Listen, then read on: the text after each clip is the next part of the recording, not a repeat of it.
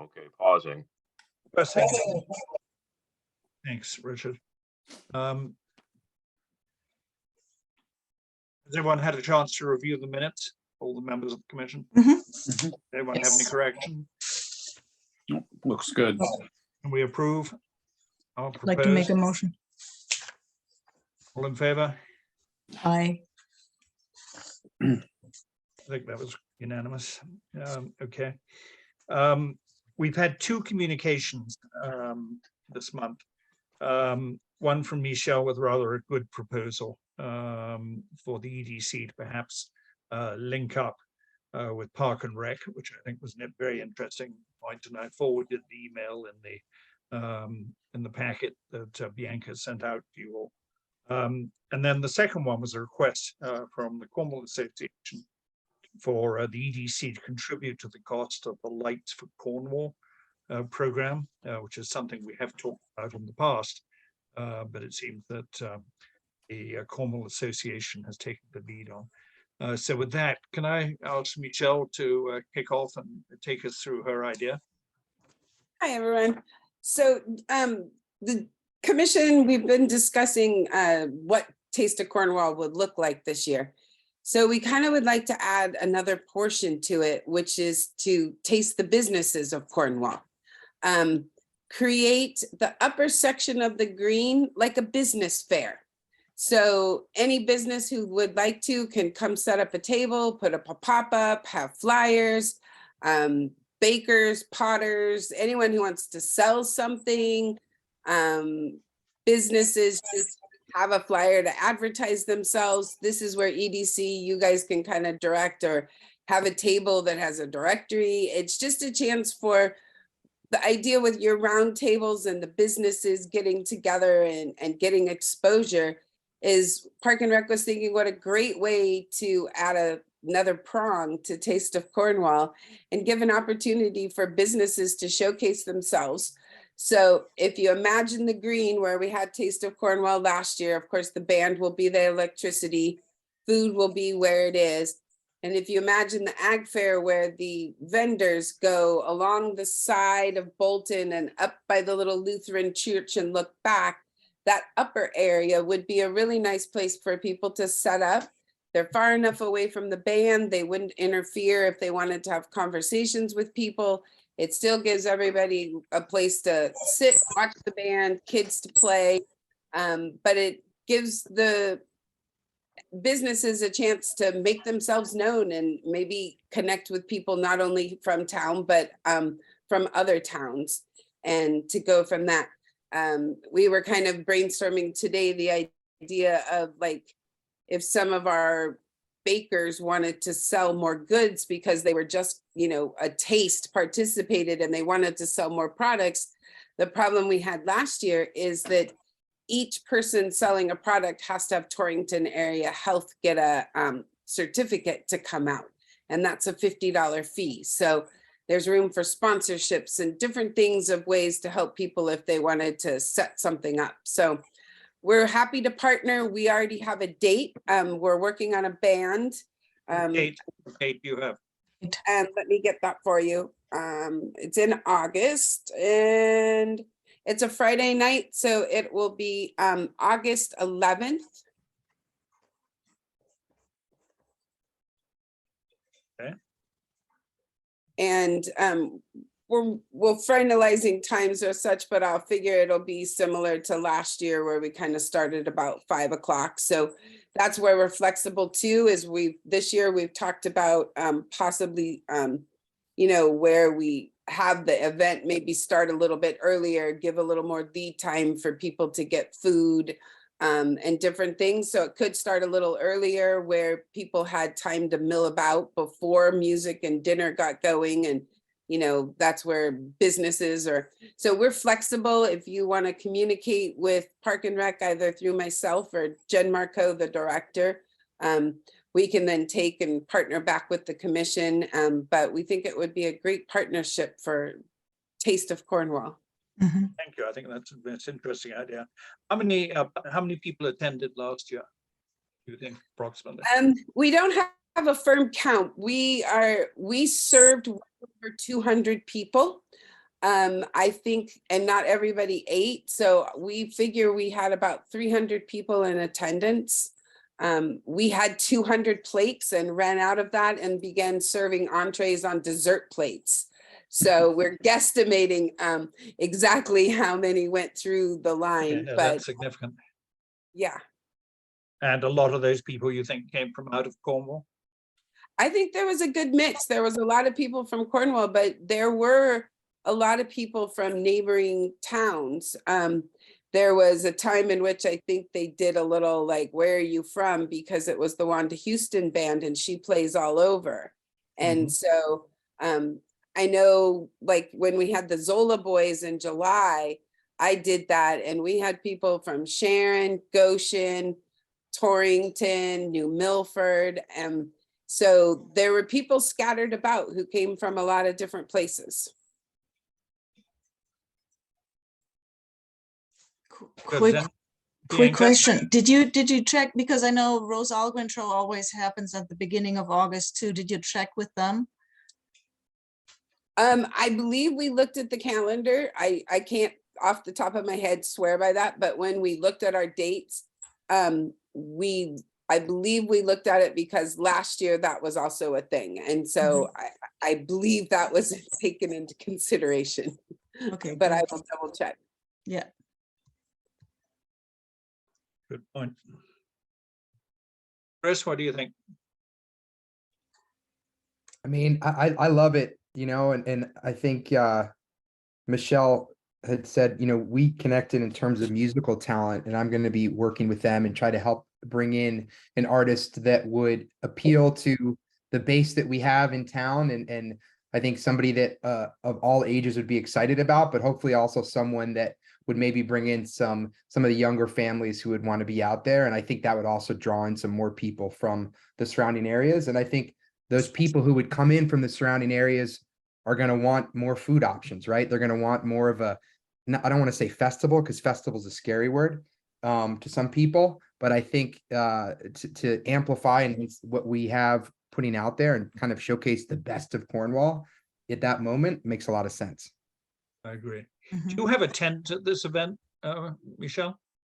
We do, well, we have a tent over the food area, Yeah. but we do not have a tent over the event area.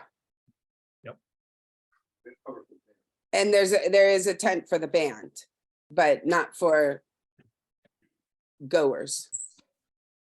We hope to not need one of those, Simon. Right. Jane? And Gary? Jane, you're Okay. muted. I didn't hear you. Jane, you're on. Do you have a rain date for it in the event that? Not at this point. The hard part about a rain date is you can't ask a band to Yeah. stand by for a second date for you. So you kind of have to be a rain or shine. And that's why the band's undercover, is that they can most likely just keep going. So we've thought about it, but Chris, tell me if I'm wrong, but I logistically can't see putting a band on a rain date. No, unlikely that, I think one of the things we're trying to go after, at least I am, is looking at the artists that are touring in the Northeast around that time. And are this is ready. a lot of festivals and artists touring in that time of August. So to find somebody who has that Friday night available, they're most likely going to have something on the Saturday and or the Thursday. So I think it's, unlikely, or we'd have to pay double theoretically to get them for both nights. Right, which we wanna right. do. Okay, good point. Yeah. Gary? I think this is a great idea. It's a natural synergy. The town shows up. I was there last year. It was the energy was wonderful. Park and Rec has already built this. Michelle, I appreciate this. This is a great idea. Thanks. Well, let us discuss this with Mayor Rubin, who's really heading up the roundtable. Just so you know, project. I did have a chat with Mayor who sent me to you. So she Okay. has a preview of this. It sounds like in principle we're on. What would you need from us apart from just delivering people? Do you have Um, some kind of marketing material that we can show Well, people? we will have a flyer. And so, last year through Explore Cornwall, there was some great support with the marketing and putting it out there for us. I would say the coordination with the businesses, we're going to leave all up to you on how you want to Right. pitch that to them and what you want to do and how they want to do it. We will be seeking, involvement from our produce, meat and bakers and such in town. We will, but it will be a taste. So, for some, they may be interested in wanting to actually use it. I don't know if this is a time to partner with both farmers markets, and anybody who is a vendor at a farmer's market is also then included. So there's that aspect. We leave it up to you guys on the business coordination side, kind of looking at the upper green as do what you will with organizing a business fair. Okay, got it. Well, thank you. And then this we is terrific. appreciate Chris's support in the helping to find music and talent. We, that will be a really big part, a helpful, so. And Well, I think that's- too, because Taste of Cornwall, while I want to find and work with Michelle and the team to find an artist who's a little bit larger that can bring in some people from outside Cornwall and that everybody in Cornwall is excited about. I think it'd be great to also have an opening artist who's Cornwall resident as kind of an official taste, right? The sounds of Oh, yeah. Cornwall, in addition to the Right. taste of Cornwall. So I think it's really kind of showcasing not just all the great businesses we have and the people, but also some of the arts too. So I think it's a nice moment. for that. That's great. Chris, can you run with this with Mayor Rubin? And I think what we need to prepare are just some marketing materials. Yep. We'll have a schedule hopefully of regular meetings at the Business Roundtable, and we'll just slot this into it. Great. Well, thank you very much. You're That was welcome. great. With that, shall we move on to Gary, the proposal to fund lights for Cornwall? Sure. The Cornwall Association has taken up this idea to bring basically what we're calling a warm glow to the centers of West Cornwall, Cornwall Bridge, and Cornwall Village from early December through mid-March, late afternoon to early evening, hoping to get all the commercial and town buildings with low-level LED lights, just to cast sort of something that will offset the gloom of the winter. So far, we have funding from the Cornwall Association, the Cornwall Foundation. The project is going to be about $2,250 to $2,750 all in, and the association has requested $500 from the EDC. I think, I must say, I personally like the idea. Have you spoken to the businesses who are going to be affected by this? We're just about to reach out to them. We did a test a couple of months ago with 4 or 5 of them, and everyone was great idea. Okay, good. And does this, I mean, sorry to sound pedantic, but does this include electricity costs for the lights? No, that's the only thing the owners, the building owners would pay. Everything else will be supplied by the project. Mhm. And if it's LED, string lights are relatively inexpensive. I like the idea. I think, sometimes Cornwall goes dark at dusk. And I think having lights would be terrific. I think it would certainly emphasize Cornwall Bridge area. What do you think, Pat? Richard? Are we including installation and removal of the lights? The project's scope is install in November, early December, remove in early March, mid-March, repeat annually. It wouldn't, but they would only be on for what time frame? That's going to be in discussion, but the idea is probably 4 p.m. to 9 p.m. From December 1st to early December till January, or we're talking January, February, March? or- March. Into early March, until once winter starts waning. Sure. And all of these ideas are going to be worked on with each of the business owners. Bianca?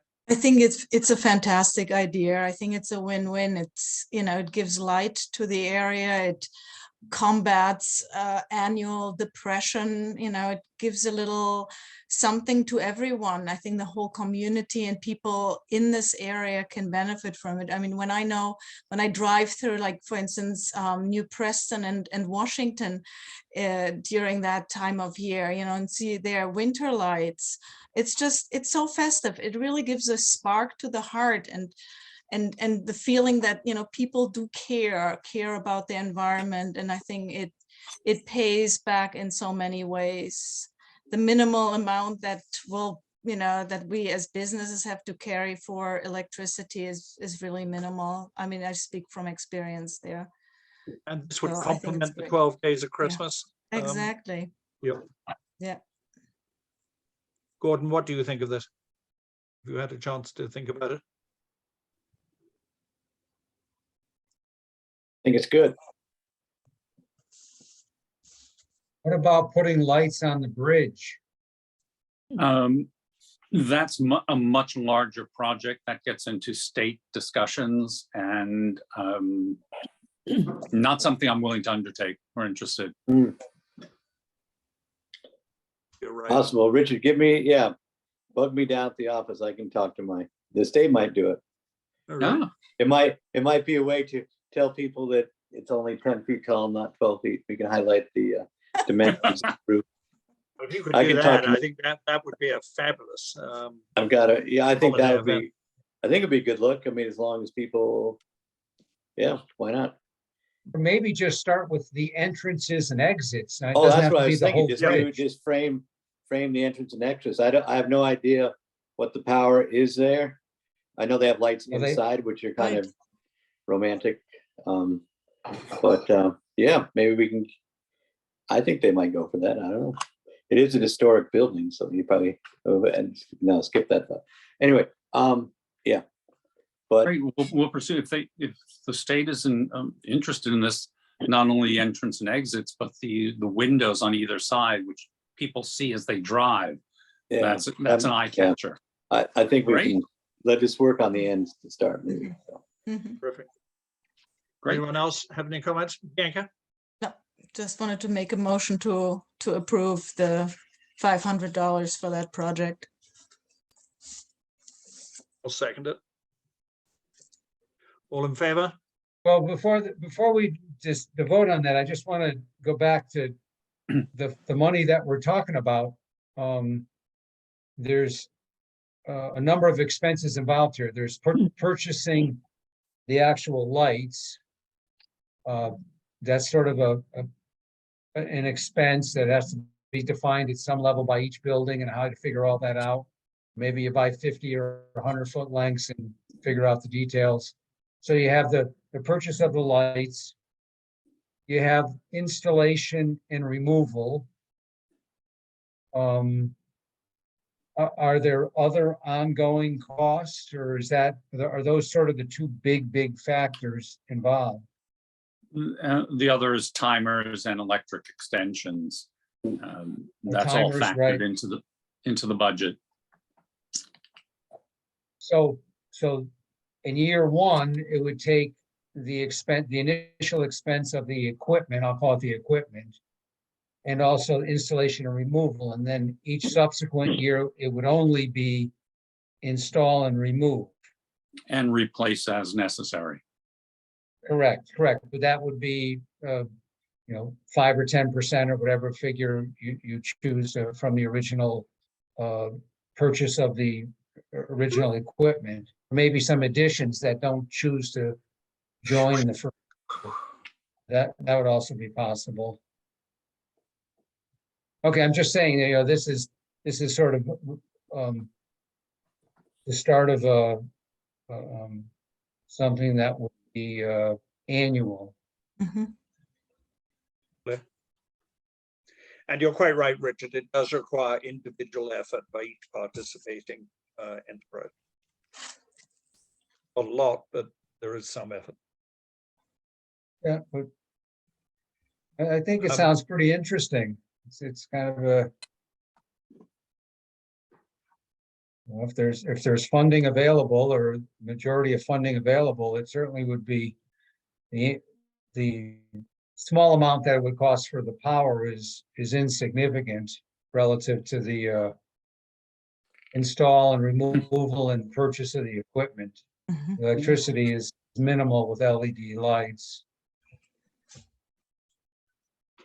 Gary, in the event that the initial funding you get is inadequate or there are cost overruns, who will absorb those overruns?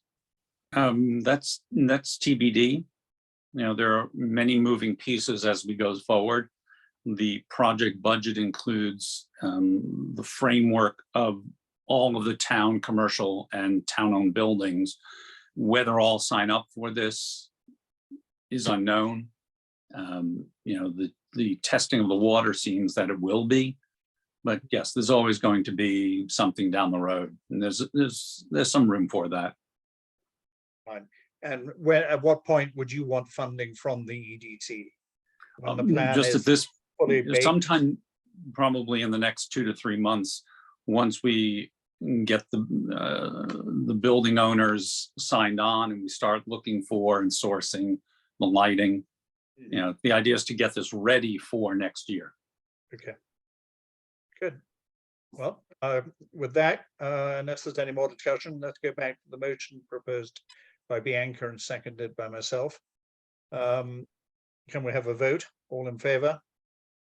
Aye. Any nays? I'm going to abstain as it's my project. Fair enough. Okay, well, I think that's carried then. Great, thank you. Thank you. I think that's terrific. Okay, unfinished business. Jane, it sounds like you've cut through the Gordian knot on the ARPA funds for the artists. Yes, they went out and 7 people were awarded $500 grants. They should all have been notified by now. I hope they responded. And then it's up to the individuals to figure out which way they're going to use to sort of give back to the community. I know that my husband, Robert, got one. I didn't apply because I figured I was too involved. But he's planning to have an event where he'll invite people to paint with him on a Sunday morning in a plein air event down in the village, which he's been doing regularly on his own. And then they'll have a little get together and look at each other's work and discuss it and so on. So it seems to have worked very well. I hope the others will do something too. And as will the 7 participants all provide some report? They're once they've supposed used to. it? When they applied, they signed something that said they would. So we have to hope that they do. Yeah. Well, that's great. Anyone have any questions, comments? Well, that's great. Thanks, Jen. Mhm.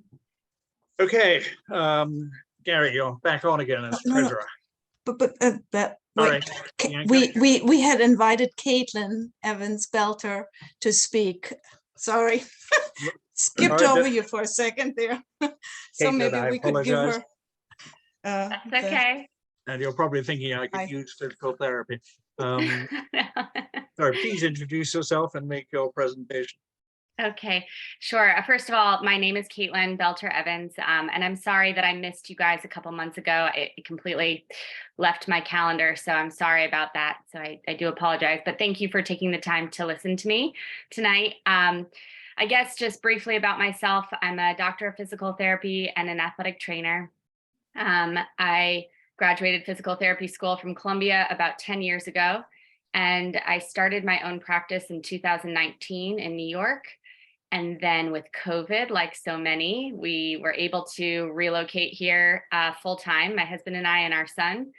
And then back in April 2021 is when I opened Belter Physical Therapy, both in Cornwall and in Lakeville. So right now I'm using the Conservation Trust building space 2 days a week on Tuesdays and Thursdays. I'm sharing that space with Bart and the Conservation Trust, and it's been going really well. I would say that about 20 to 25% of my caseload is in Cornwall right now.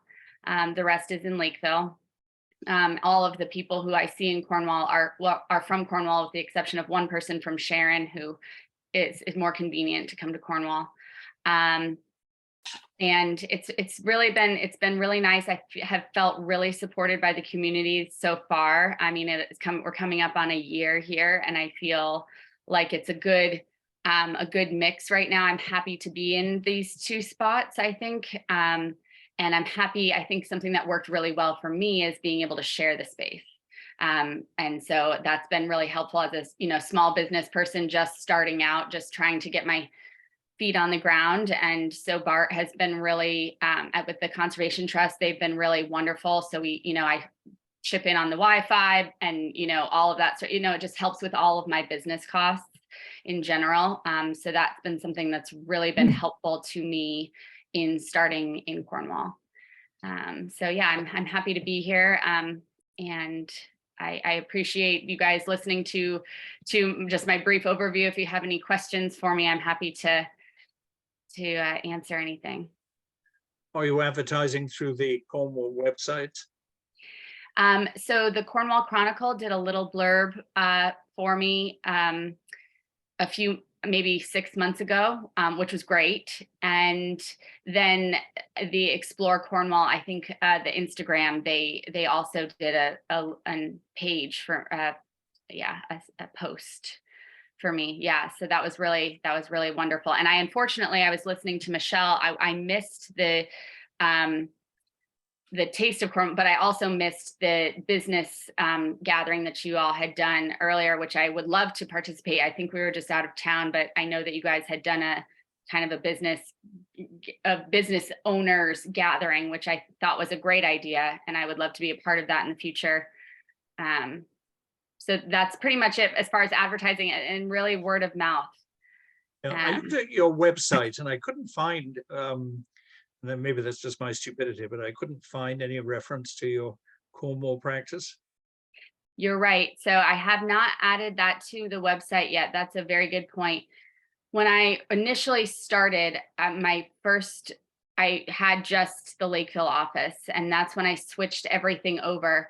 And I don't know, but it's something that I should look into. Right now, everything on Google, like everything that's aggregated, I'm not very great at the SEO and the advertising and stuff, but to have one location is important, I think, as far as the Google SEO stuff goes, but I'm not positive, and I should look into it, and I should certainly put it on my website. You're absolutely right. I should definitely put on that second location for sure. Okay, that's good. Have you run into any particular problems or particular regulatory issues in Cornwall? No issues. Nothing as of right now. The parking has been fine there. It's only just me and one other car, so it's not a lot. I think I have not run into any issues.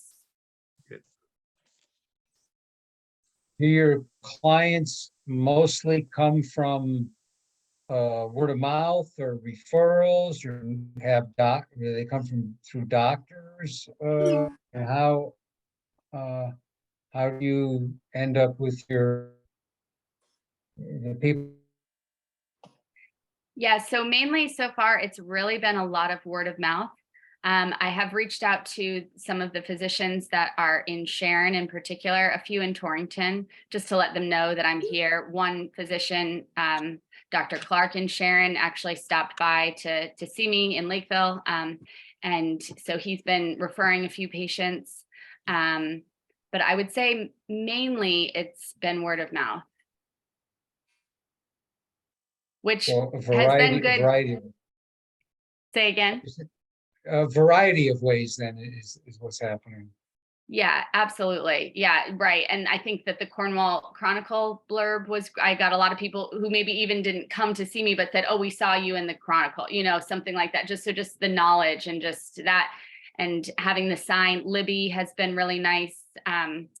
She's helping me with putting the sign up in the kind of that area where the local, where all the other signs are. So yeah, I think that's been great. Bianca, we've got her, Caitlin, in the list of Cornwall businesses, I hope.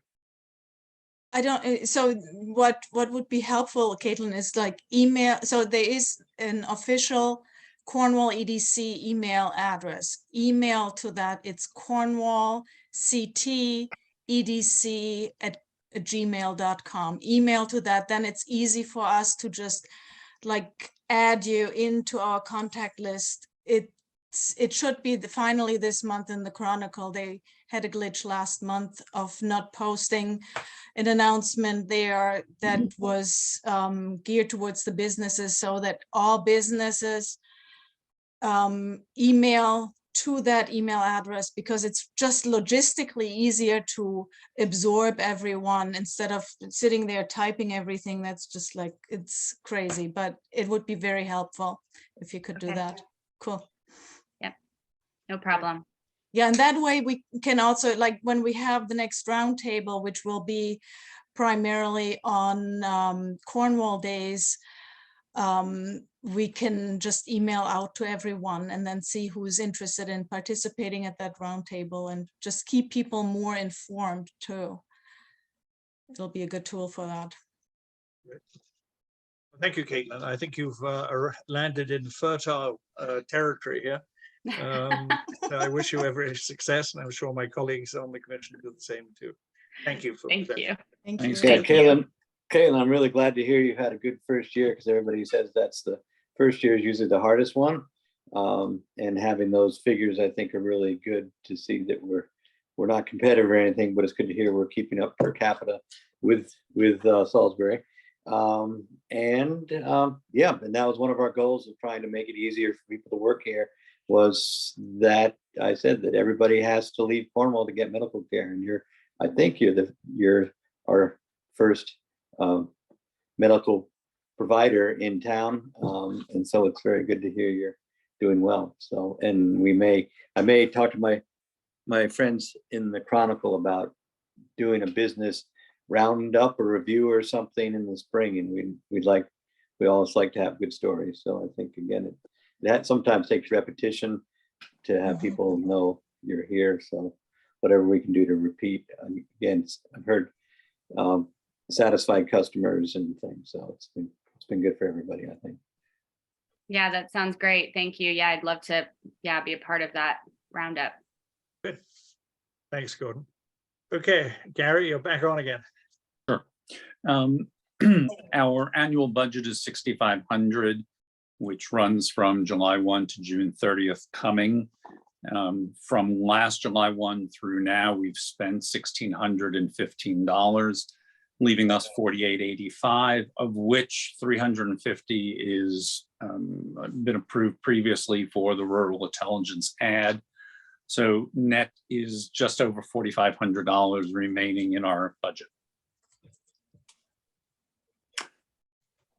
And one of the potential areas which we're going to talk about next, I hope, and exploring, is whether we can extend Wi-Fi in West Cornwall, which might eat some of that budget. Correct.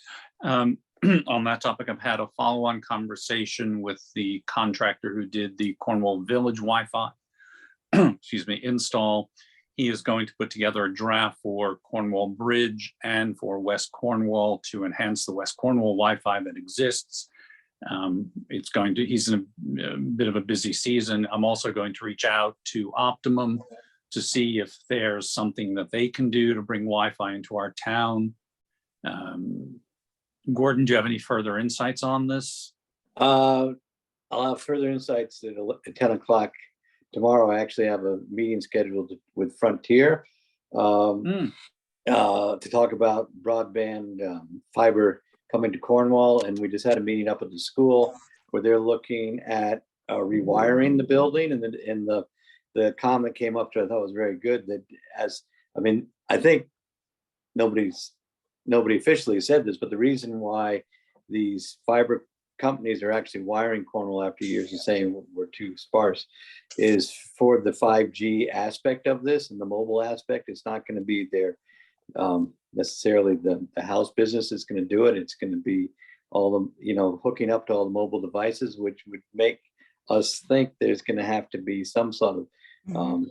hotspots, receivers, whatever, especially in the village centers, if that makes sense. So that's before, so, at the school, we said, I mean, what's the point of putting a lot of money into wiring if this has become wireless?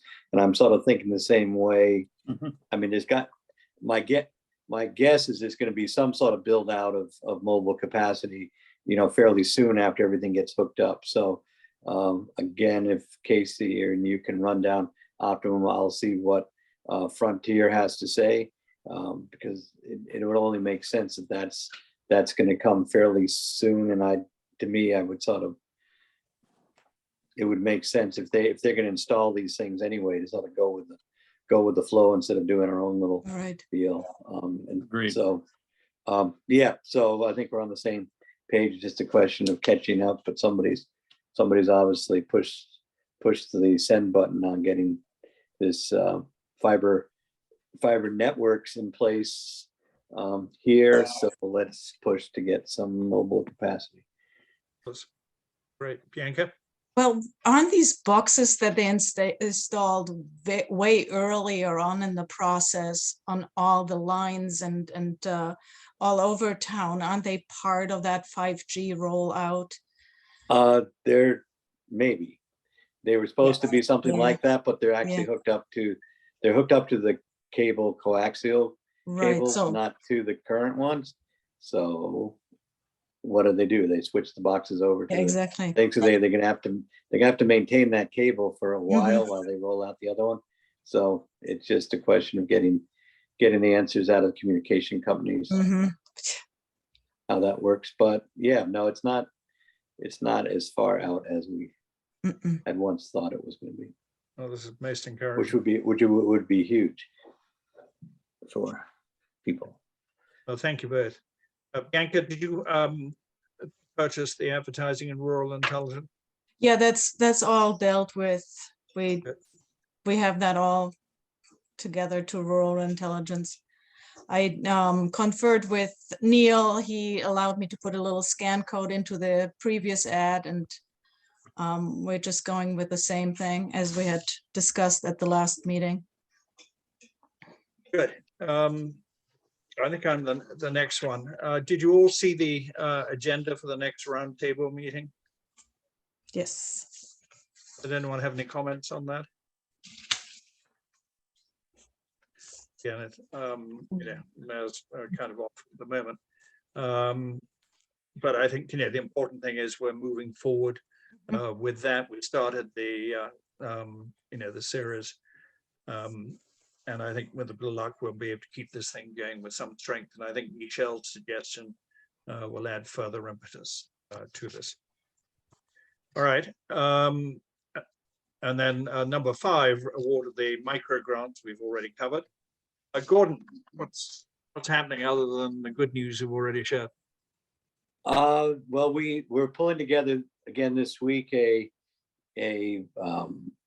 grant application to the state and federal government to put in crosswalks and upgrade the sidewalks in West Cornwall and Cornwall Bridge and do more parking in both. So it's a competitive grant, but hopefully that will help make each village, which has its own challenges, more visitor and resident friendly. And we're going to put in some things for bike racks and this kind of thing too. Town crew has been busy putting up signs for the Western New England Greenway, which is the bike path that goes from New York to Montreal, and it will come through here. I think there's 20 signs going up in town. So if you see US 7 on Route 4, it's the bike path. It's not, we haven't changed the the car number. But anyway, so that's going on. So those, we'll see how that works. Again, it takes a while to get everything in place, but that would be, I think, that would be big. If we get those going, and again, some parking improvements, trying to anticipate the parking in West Cornwall, and also when the market opens up in Cornwall Bridge, it's going to be tight So we're trying to, at least have some remedies if it takes a while to get those remedies, put some things in place that will help those situations. The borings for the proposed site for the West Cornwall wastewater plant boring will be happening this week. So that's so the first groundbreaking unceremoniously. So that's moving ahead, and I think those are sort of the big business news of the minute. That's all very positive. Any word on when the markets are going to open? I think the market in the village, you mean the market in Cornwall Bridge? Yeah, The, Cornwall Bridge. Yeah, I am working with Will trying to get through things. The latest thing is the parking lot flooded out because there's been, we had some spring rain. So we're working with DOT on trying to get some drainage set up there. I think the real final delay, I believe, is getting his cooking. They're redoing some of the cooking equipment, and because they have getting some specialty ovens and things for the chocolate production. So those were like a 6-week wait, as a lot of industrial appliances now are delayed. They're not off the shelf anymore, but 6 weeks was a couple of weeks ago. So I would hope I think that's sort of the last biggest thing that he's looking at. And we have talked about reconstituting that visitor center between the market and Bonnybrook, and putting bike racks in there, picnic tables, and really make and advertise some Wi-Fi when we get it. And also the other thing we're looking at is another grant round for EV charging stations. So we are looking at least one in each village. So yeah, so that would again would bring another whole segment of people in town, put us on the map. At one time, people are shocked to know that Cornwall had a dozen gas stations back in the 20s and 30s. There were 6 on Route 7 from where the Citgo is now to the Kent line. And there was a couple underneath the bridge before the bridge built. Anyway, that was then, this is now. So yeah, so we're gonna try to get some EV charging stations is another. I mean, there's a lot of these grant opportunities out there, so we're trying to pick them off. And I believe at Frank's is already some pre-wiring's been done there for such a thing. And I think Will at Cornwall Bridge drives an electric car. So, again, putting these little pieces together. We're still working on educating ourselves as far as the right type of chargers, fast chargers, and how do you install them so that the owner of the electricity doesn't get a huge spike in their demand charges, but apparently there are franchises that will come out and manage your station as a business.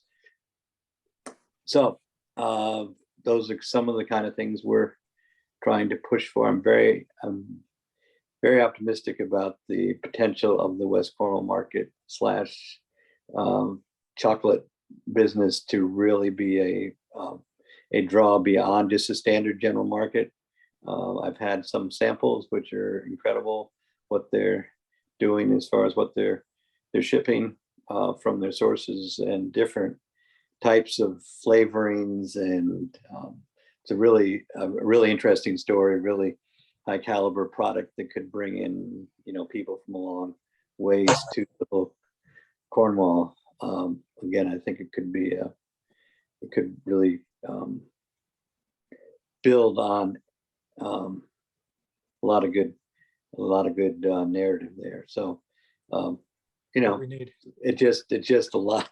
There's just more things to, whenever you try to pull off a project like this, there's just a series of unanticipated things. It's more complicated than just redoing the floor and painting the walls. They've had to do pretty substantial renovations to most of the mechanicals in the building, but I think it makes sense in that what they are going to put in there is going to be a market plus at this point. Any development on the tax sales you talked about at our last meeting? The what? Tax sales of. Oh, the tag. I thought that's so funny. I thought somebody else said tag sales. So we're having a Sorry. tag sale. My accent Oh, is we are losing. working. Yeah. Oh, yeah. So we are pushing ahead with the tax sales. And I did get a call, curiously enough, as soon as we started floating that from the owner or the son of the owner. So I hopefully we'll see some momentum there on transferring those properties into more productive use, which again could really help Cornwall and Cornwall Bridge in particular. Good. So. Okay. Anyone have any comments? Questions? I didn't have a comment, but I did have a quick update. If I could share that in terms of my outreach to Mohawk Mountain, but I can also wait for the comments. No, please do that. Yeah. So Bianca kindly put me in touch with Tomlin Quinn, who's the marketing manager at Mohawk. And I haven't actually had a phone conversation with her, but we've traded emails and we're actually getting on the phone tomorrow. And as I think you all recall, I was going to reach out to, figure out what kind of events are possible at Mohawk and how do we as a town work more closely with the mountain. She said that this fall they are going to start having some more public events and even some races. I think before COVID, which was before I lived here, that happened. So there are going to be some events taking place at the mountain this fall. In terms of doing anything this summer or in the summer in general, she said lack of staff as well as, not the ability to not able to sell alcohol is a huge, issue, as well as noise ordinance. I am going to talk to her and kind of drill down more, and just kind of continue to forge that relationship and get a better understanding of the events that they're going to have, what type of races, and then I'll kind of report back to everybody. But I think that, yeah, I mean, in terms of alcohol sales, you all potentially would know better than I. But when they have weddings there, my guess is they probably have alcohol and it's a private event and it's not being sold. If you did want to sell alcohol, is it simply just impossible because it's state land, or would you need to bring in someone with a special permit to sell alcohol on state land? And I don't know the answer. I don't know if anybody else does, but it was something I was going to ask her. That's a question. Good. Well, thank you for doing that. With that, I think we've gone through the formal agenda. Do members of the commission have anything they want to raise?